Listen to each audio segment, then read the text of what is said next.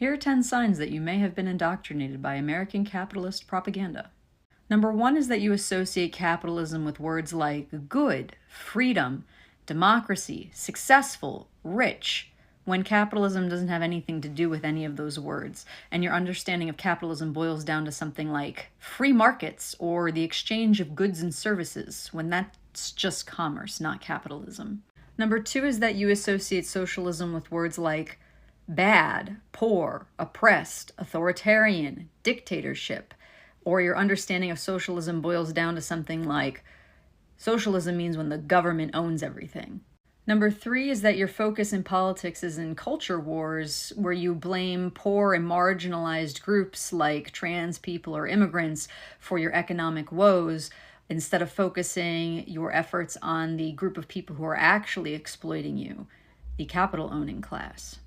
Number 4 is you believe that the class war is rich versus poor, and that you believe that your class is determined by how much money you make, when in reality what's important to determine your class is how you are able to obtain the money to begin with, and the class war isn't rich versus poor, but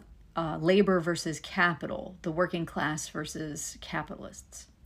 Which leads me to number 5, where you call yourself a capitalist, yet you have to work for a living and you don't own any capital. If you have to work for a living, you're a working class person, and you might even associate the term working class with being poor or inferior, when in reality, working class just means that you build your wealth through your own personal labor. Number 6 is you believe the United States has the biggest military in the world to spread freedom and democracy, when in reality it exists to bully and exploit and oppress weaker countries of their resources, impoverishing them and enriching the United States. Which is related to number 7, where you believe that socialist countries fail on their own, when in reality socialist countries fail from capitalist countries' interference, which capitalists have a vested interest in making sure socialism fails for the same exact reason that a king would have a vested interest in attempts at democracy failing. Number 8 is you believe that capitalism rewards hard work,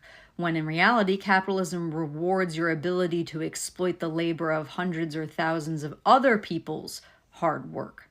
Number 9 is that you believe that liberalism is a politically left-wing ideology and you conflate liberals with leftists, when in reality, liberalism is a pro-capitalist ideology and the left starts at being anti-capitalist. And finally, number 10, you are a working class person, yet you still support either the Democratic or Republican parties when both parties don't serve the interests of working class people, but they serve the interests of capital.